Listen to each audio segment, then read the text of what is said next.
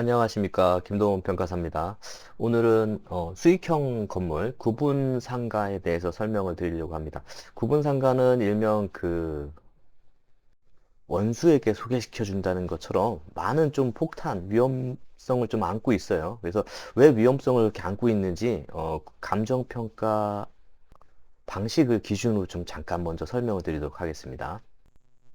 감정평가에는 이제 감정평가 3방식이라는 게 있습니다. 3방식이라는 것이 있는데 여기에는 이제 원가 방식, 그다음에 비교 방식, 수익 방식 이렇게 세 가지로 나눠져 있습니다. 그리고 구분 건물인 경우에는 구분 건물의 감정평가 기본 원칙은 비교 방식에 의해서 평가하도록 규정되어 있어요. 그래서 비교 방식이 없으면은 원가 방식, 그 다음에 이제 또는 이제 수익 방식, 뭐 이런 것으로 이제 채택할 수 있도록 규정하고 있습니다. 그래서 원칙적으로는 구분 상가의 평가 방법은 비교 방식이 원칙이다라고 이렇게 이해하시면 될 것 같아요. 자, 어떤 지역이 이렇게 개발이 됩니다. 막 개발이 돼요. 그래서 새로 막 건물이 이제 좀 들어서고 막 이러는 지역이다라고 했을 때 한 건물이 먼저 쫙 들어옵니다. 구분상가가. 구분상가가 쭉 들어오면은, 구분 건물이기 때문에 101호, 102호, 103호, 201호, 203호, 405, 뭐 이렇게 이런 것들의 각각 구분 건물은 이 비교 방식을 통해서 가격을 선정해야 되는 게 원칙이에요. 근데 비교 방식으로 가격 선정해야 되는데 이쪽 지역에 아무 건물이 없습니다. 만약 여기가 택지 개발돼서 주변은 이제 논산 막 있는 지역이다라고 할 때는 더더군다나 구분 건물에 대한 거래 사례는 아예 존재하지가 않습니다. 자, 그러면 처음에 여러분들이 1차적으로 분양을 받을 때도 보면은 분양해도 담보가 해서 담보대출 나오는데요? 나오죠. 그때는 비교 사례가 없기 때문에 분양사에서 거의 제공해주는 원가 자료를 기준으로 요 건물들에 대한 담보가를 평가하게 됩니다.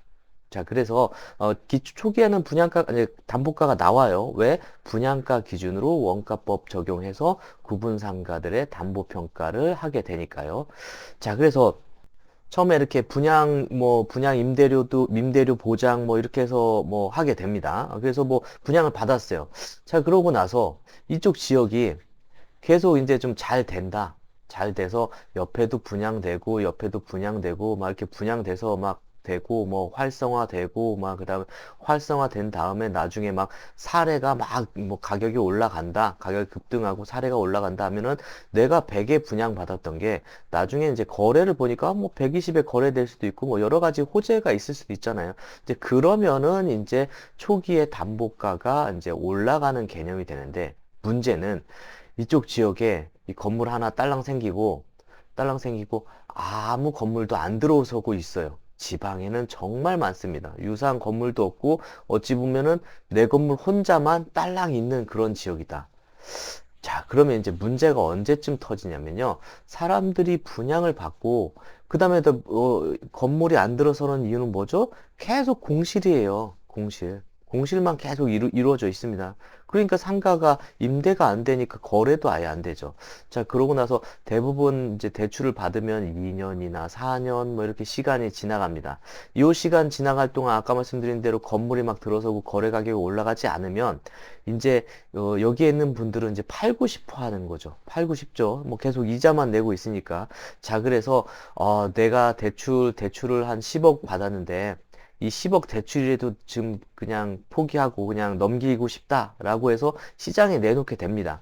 문제는 이때는 원가 방식이 아니라 비교 방식으로 평가를 하게 돼요. 왜냐면은 여기에 내가 갖고 있는데 요 사람은 또 나보다 먼저 그냥 에이 저가래도 팔아 버렸어요. 내가 100에 샀는데도 어떤 사람 90에 팔기도 하고 80에 팔기도 하고 막 이런 식으로 진행됩니다. 그다음에 은행도 처음에는 원가 방식으로 해줬지만 다음에는 원가 방식으로 할 수가 없어요. 거래가 안 되고 하니까. 그다음에 수익 방식을 하려 했더니 이쪽 자체가 임대료도 엄청 낮아서 안 돼요. 그러다 보면은 대출 자체가 초기 대출 받은 것만큼도 대출이 이루어지지 않습니다. 그러다 보니까 거래도 안 되고 이쪽 지역이 폭락하는 그런 사태가 이루어집니다. 그래서 초기에 초기에 분양하는 분양상가는 감히 말씀드리지만 전국 어디나 다 똑같다고 생각이 들어요. 전국 어디나.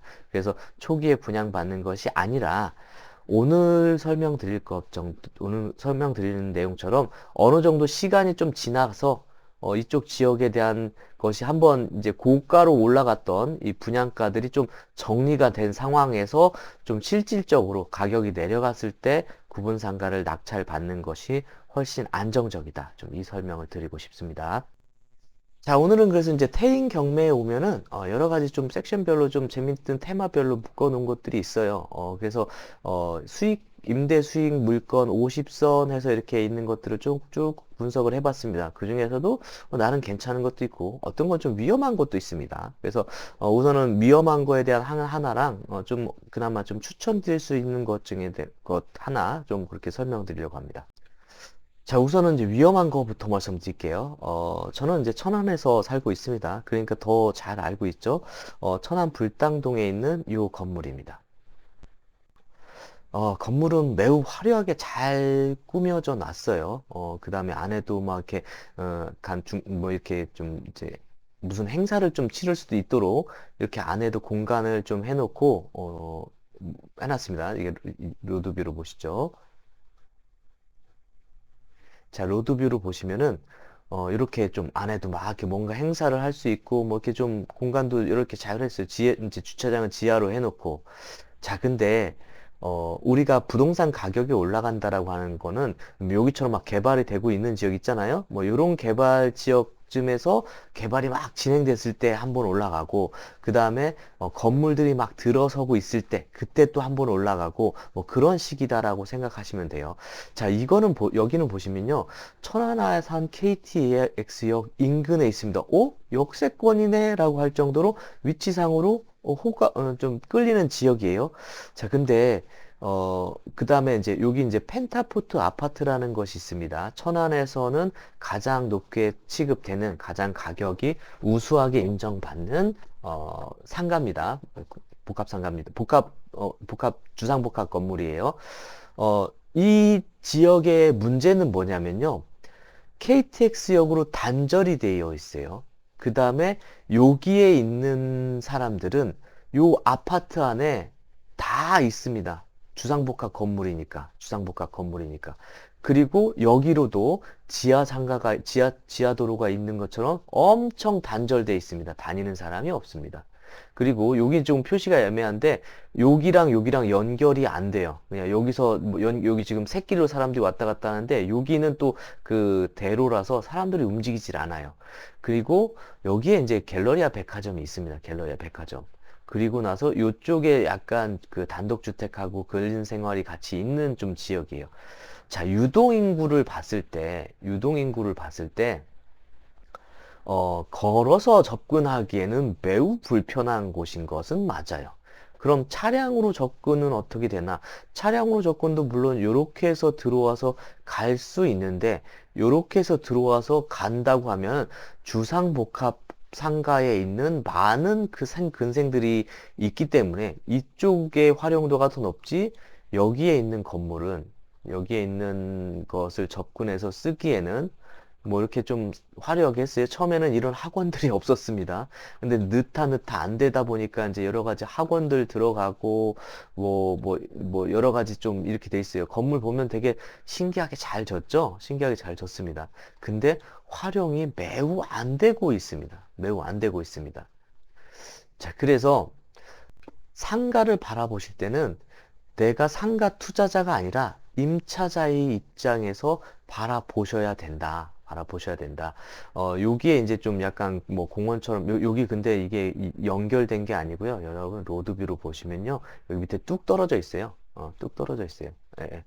뚝 떨어져 있고 뭐 여기도 또 건너갈 수가 없습니다. 상가나 뭐 다 단절되어 있는 도로예요. 단절되어 있는 도로라서 뭐 이게 접근성 정도는 여기 또 하천 뭐 자전거 길 이렇게 져 있는 부분이라서 연결성이 대단히 떨어지는 곳에 혼자 딸랑 있는 건물입니다.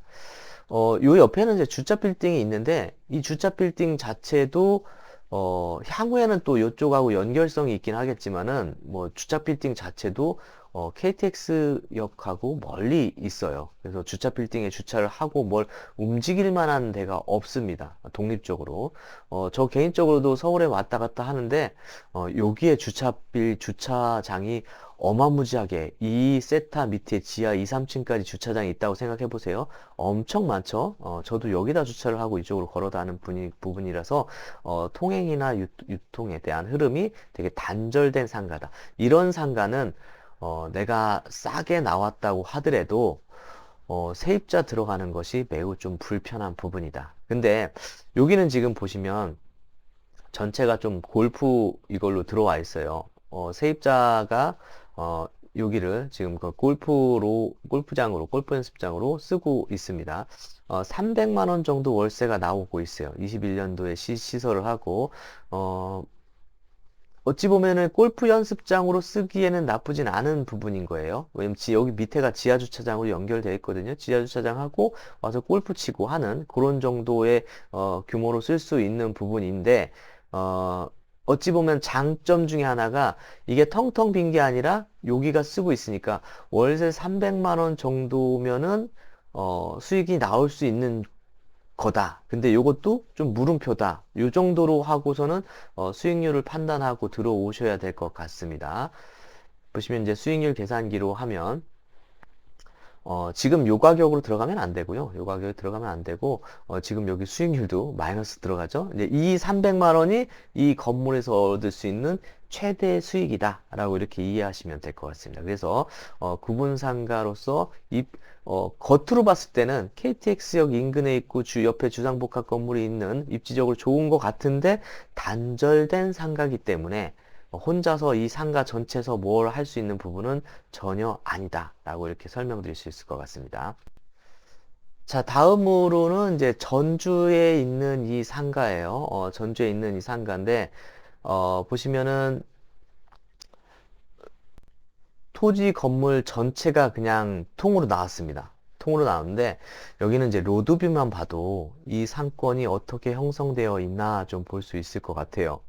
자, 보시면은 이제 뒤쪽에 대로가 있고, 이쪽에 상권이 형성된 것 같고, 여긴 보니까, 이제 시장 골목인 것 같습니다. 그쵸? 시장 이거, 저거 해놓고 있으니까. 자, 멀리 안 가셔도 돼요. 로드뷰로 보시면 이쪽 상권이 어떻게 되어 있는지를 쭉 볼 수 있는데, 자, 바로 보자마자 임대가 보입니다. 임대.